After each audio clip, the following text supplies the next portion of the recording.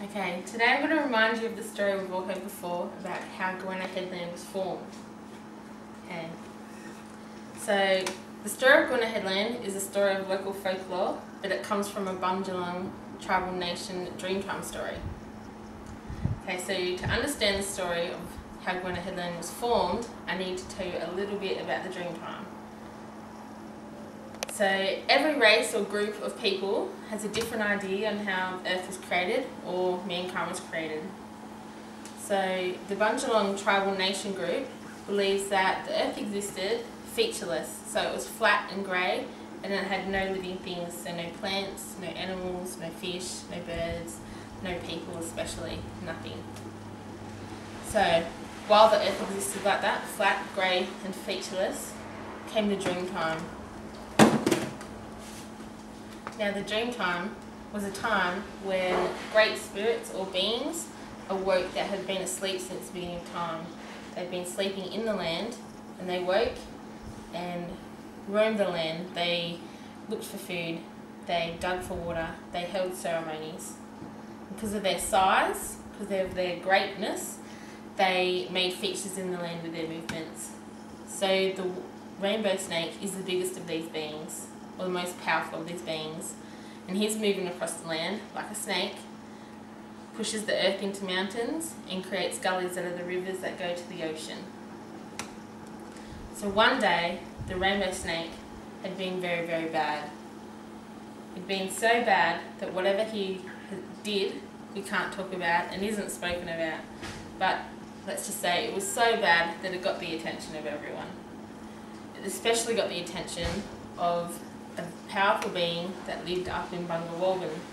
This being is known as a Weeum, or we will call him the Clever Man. So the Clever Man had got a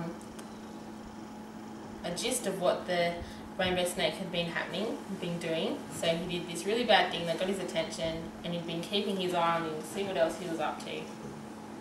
Now, the rainbow snake, in his journeys, started to annoy a bird or harass a bird, or another being I should say. So the Clever Man, this being the last straw, called for the Goanna. Now the Goanna was the only other being powerful enough to take on this rainbow snake.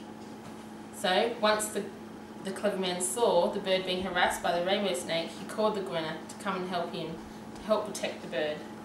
So up went the Goanna, up to the Clever Man, and chased the rainbow snake.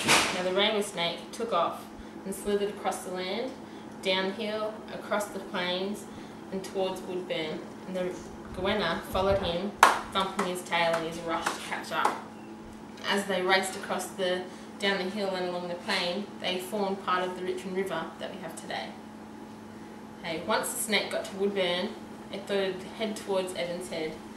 So it started off down towards Evans Head from Woodburn, and the Goanna chasing after him, his tail thumping. Halfway from Woodburn to Evans Head, the Goanna caught up and was just about to snap his tail when the snake turned around and bit him on the head. Now most snakes are poisonous, and the rainbow snake's no exception.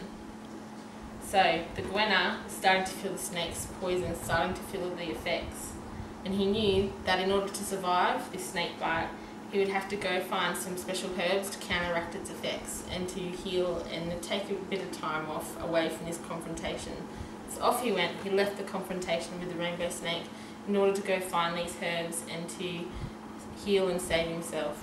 The rainbow snake, seeing that the Goanna had left the confrontation, probably to die, was feeling very, very smug and kept going straight to Evans Head.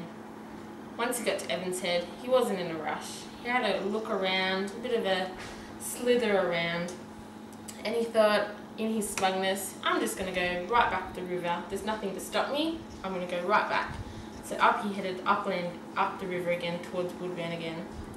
As he was going, he was coiling and curling and just slithering around in his smugness. He's quite happy and he was enjoying the sun. As he coiled around, he created Snake Island. But he wasn't finished. He kept going and he coiled a second time and created Pelican Island.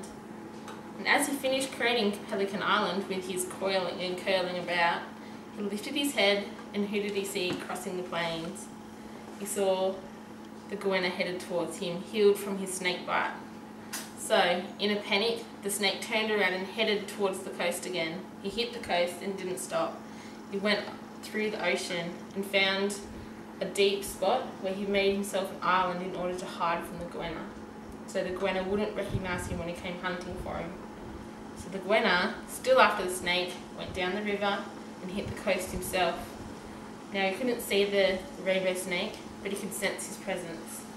So in order to wait for him to come back to land, he laid up downside the coast, and he waits there today.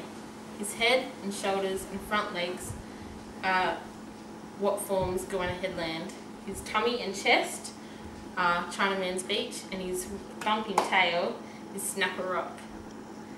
Now if you go there today, up at the lookout, there's a plaque that shows you where the goanna lies alongside the coast, and you can also hear, when the swell and the wind are very strong, you hear the hiss of the rainbow snake and the thump of the goanna's tail from Snake Cave at the bottom of the Goanna Headland.